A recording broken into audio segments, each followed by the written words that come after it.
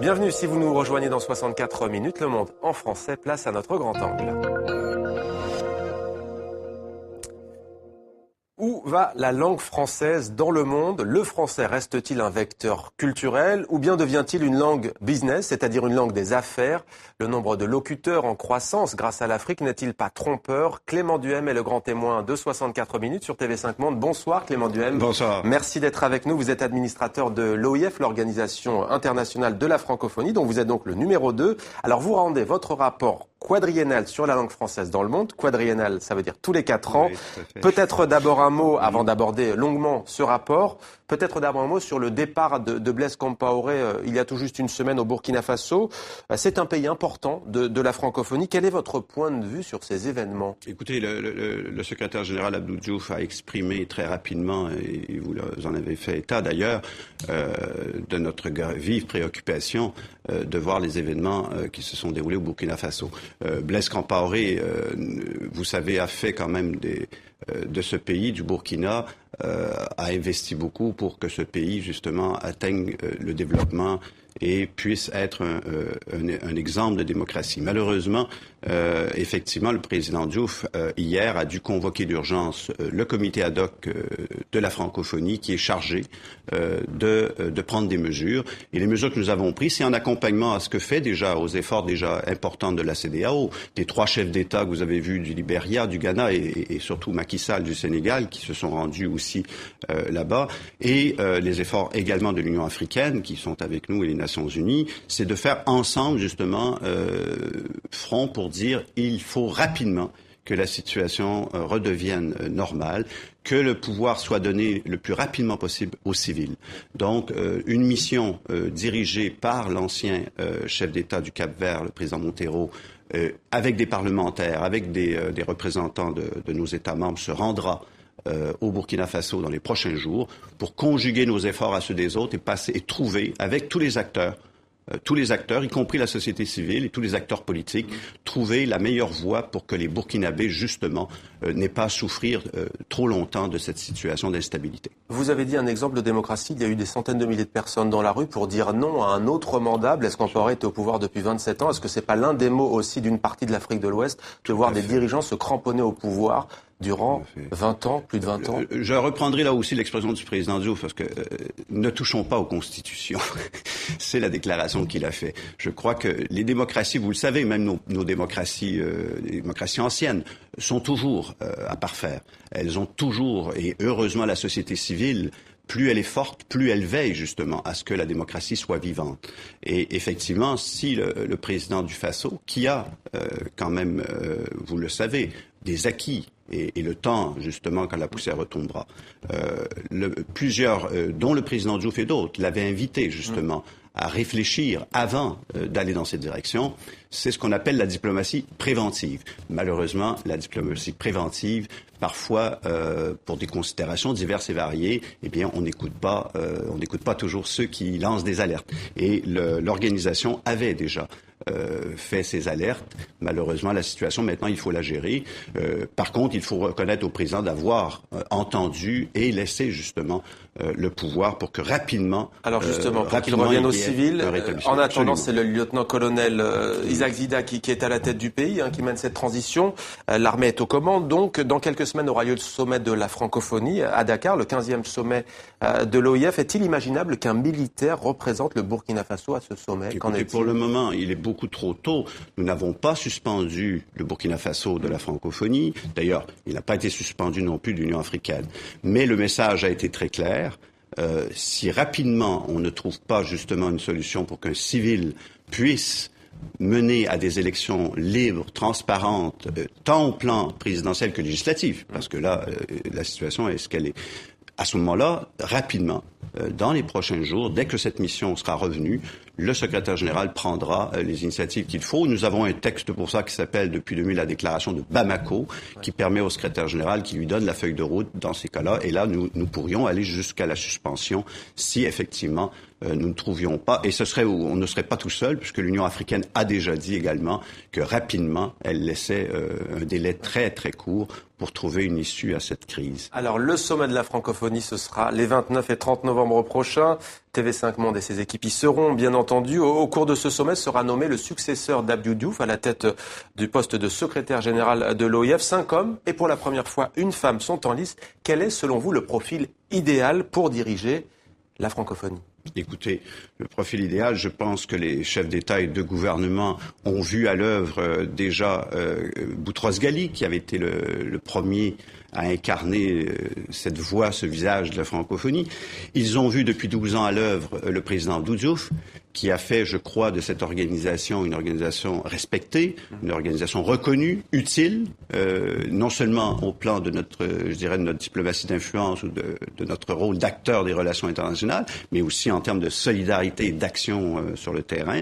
Donc, je crois que le président Diouf, déjà, a tracé par son bilan quel est le profil de celui qui devrait prendre la suite pour être justement la voix, le visage de la francophonie dans le monde d'aujourd'hui. Alors, la langue française est la seule parlée sur tous les continents avec l'anglais. Vous le savez, c'est aussi la deuxième langue la plus apprise dans le monde avec près d'1 million d'enseignants à travers la planète. D'où vient, selon vous, cette attractivité ? Écoutez, je crois que ce qui est formidable, évidemment, ce sont ces chiffres qui sont très stimulants. Il nous reviendra parce qu'évidemment, que j'utilise l'expression, attention, on peut devenir un géant, mais un géant au pied d'argile si on n'y prend pas garde. Ouais. Je crois que c'est l'histoire aussi. La France a justement, comme le disait si bien un écrivain, a donné au monde cette langue. Elle est maintenant la langue en partage, non seulement de pays qui ont été d'anciennes colonies de la France, mais c'est une langue en partage. Aujourd'hui, vous l'avez vu, nous avons autour de la table quand même 57 États et gouvernements, 20 observateurs, et sur ces 57 membres, plus de 32, 33 pays ont le français comme langue officielle ou langue de l'enseignement, de l'éducation, de l'administration. Ouais. Et je crois que c'est aussi cette histoire de cette langue qui porte des valeurs de liberté, de démocratie. On l'a vu lors du printemps arabe c'est l'expression en français dégage qui a été utilisée. Et je crois que c'est une langue qui a toujours aussi, non seulement du siècle des Lumières, mais jusqu'à maintenant, qui est une langue que nous avons toujours fait en sorte qu'elle soit créative. Ouais. Une langue est moderne tant qu'elle crée. Tant qu'elle crée non seulement des nouveaux mots, mais tant qu'elle crée aussi de la connaissance, de la richesse. Sinon, elle tend à devenir une langue de traduction, et là, à ce moment-là, notre langue serait menacée si elle ne devenait qu'une langue de traduction. Alors, ça ne vous a pas échappé, en Europe, un Français occupe désormais le poste de commissaire européen à l'économie au sein de la Commission européenne. Il s'est exprimé pour la première fois il y a 2 jours. Je vous propose, Clément Duhem, de l'écouter. If during the 5 years to come, there is no clear perception of a clear will and a strong action in order to move towards more growth and creation of jobs, then people could despair of the European project. And this is why...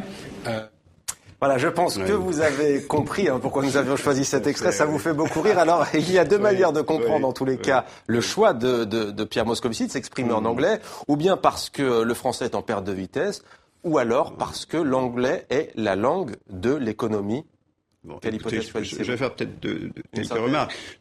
Le français se porte bien en dehors des institutions internationales.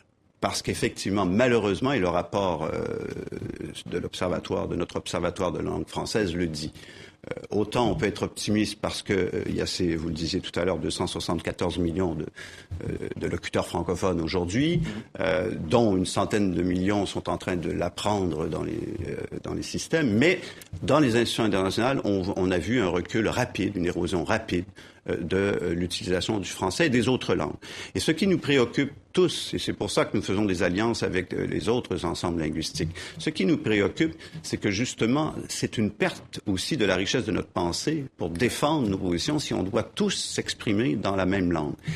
On n'est pas dans un combat contre une langue, bien sûr, comprenons-nous bien, mais on est dans un combat pour la diversité du monde et la diversité des langues. Et on a vu à Bruxelles, on a vu à New York, à Genève. On a vu malheureusement en quelques années, et c'est dû aussi à nos propres gouvernements qui doivent également, membres de l'Organisation de la francophonie, qui, s'ils n'utilisent pas leur langue nationale, doivent pouvoir utiliser cette langue. Il n'y a pas que des avantages à être membre d'un forum aussi influent maintenant que la francophonie. Il y a aussi des obligations. Et les obligations, comme dit souvent le président Diouf, ce qui fait notre ciment, c'est la langue française. Demain matin, on sera les meilleurs en économie ou en droits de l'homme. On n'existera plus si le français n'est pas notre ciment. Alors, votre rapport insiste, en tout cas, sur le français, langue de l'économie. En quoi est-ce une langue des affaires? Le français, de plus en plus, en tout cas, semble-t-il. Écoutez, je crois que le rapport, c'est ça qui est formidable, et je me réjouis d'ailleurs de l'accueil qui lui est réservé. Il combat beaucoup d'idées préconçues ou beaucoup d'idées toutes faites ou d'idées arrêtées. Bon, il y a toujours l'idée que la francophonie c'est ringard parce que la langue française maintenant c'est dépassé, il faut passer à l'anglais. Mais ce rapport dit quand même que c'est quand même la deuxième langue des affaires en Europe après l'anglais. C'est la troisième langue des affaires dans le monde. C'est, comme le disait le rapport Attali, 22% de plus d'échanges entre pays qui partagent la même langue, et donc 6% du PIB par habitant de plus. Donc ça, c'est ces données. Et évidemment, tous les regards se tournent vers l'Afrique, où actuellement 54% des francophones s'y trouvent, et dans 30 ans, 80-85% des francophones s'y trouveront. Le continent le plus jeune, le continent où il y a les plus grandes richesses humaines et ressources naturelles, etc. Et tous les regards, évidemment, de nos entreprises économiques se tournent vers l'Afrique. Mais justement, vous parlez de l'Afrique. Est-ce qu'en même temps, on le sait, pour des raisons notamment démographiques, mais est-ce qu'il ne faudrait pas plus de moyens pour confirmer cette tendance, notamment les écoles, les infrastructures? Je vous remercie de me poser cette question, parce que tout à l'heure, je vous disais, il y a un formidable désir de français, mais nous n'avons pas les moyens d'y répondre.